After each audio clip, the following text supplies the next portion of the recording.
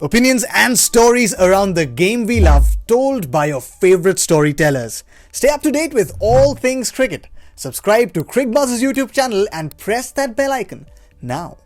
Looking ahead to a single header, a rare breather for everyone involved in the tournament. It's not a double header, it's a night game from Sharjah. This is England taking on Sri Lanka. England riding high. Sri Lanka will be gutted with that loss against South Africa. It looked as if they had the match in control. Along comes David Miller, vintage David Miller, the one we used to remember. Hits two monster sixes, and then Rabada finished it off with a six earlier and then a four.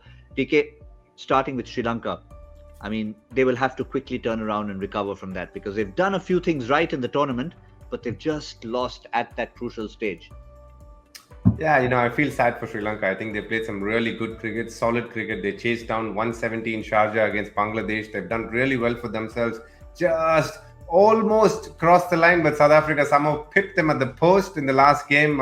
Killer Miller was back in action, a couple of lovely shots. But overall, as I said, I expect more out of the first two names that we see on screen, Avishka Fernando and Kusal Pereira. If they can come to the party, Sri Lanka will definitely do much, much better because in many ways, their batting has been the, not the strongest suit, so to say. That Sri Lanka is batting really well and a couple of others as well. But if Kusal Pereira and Avishka Fernando find a way to get their form back and do well for Sri Lanka, it'll enhance their chances. And they're coming up against a team who are on an absolute roll. They're batting well, they're fielding brilliantly, and their bowling probably is the best in the tournament overall as a team.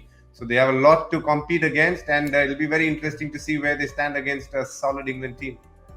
Yeah, I mean, the way England have put out their 11, Zaheer, I don't think the likes of Tom Curran or David Willey, who haven't got into the 11, I think they're going to be doing drinks duties for a while.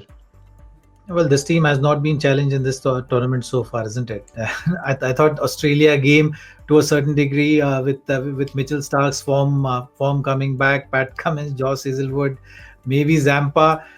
Some kind of troubles for this England team or some kind of challenge for this England team, but none were presented. So I think this team is on a roll. The only thing going in Sri Lanka's favor is they're playing in Sharjah.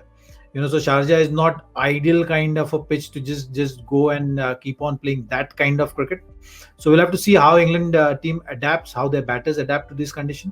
That is going to be only factor. If they continue, if they adapt to it, then I think England as favourites in this tournament, their percentage is certainly going to be increased because then it's not only a team which is playing in a certain way, but it's going to be a team which can adapt to situations as well and conditions as well.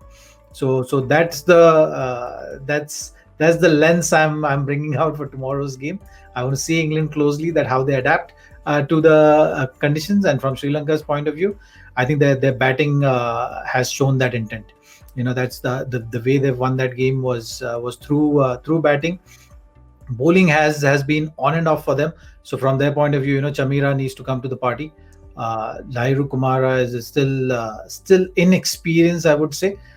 He needs to figure things out with regard to his options, and the learning curve is going to be there for him. But apart from that, it's going to be before the game starts. It's still going to be advantage England. We'll have to see how Sri Lanka puts up a show, because their intent so far I've liked in the tournament. Yep, and that's something you've praised as well, DK. One final thought. I know we said it before Sri Lanka's last game. Are they going to get an extra spinner in? Should they get an extra spinner in? Theekshana's had lots of potential. Everyone's talking about him, but he's not come to the party yet. Hasaranga's been outstanding. And do they need a little bit more against England, if anything, vulnerable against spin in Sharjah?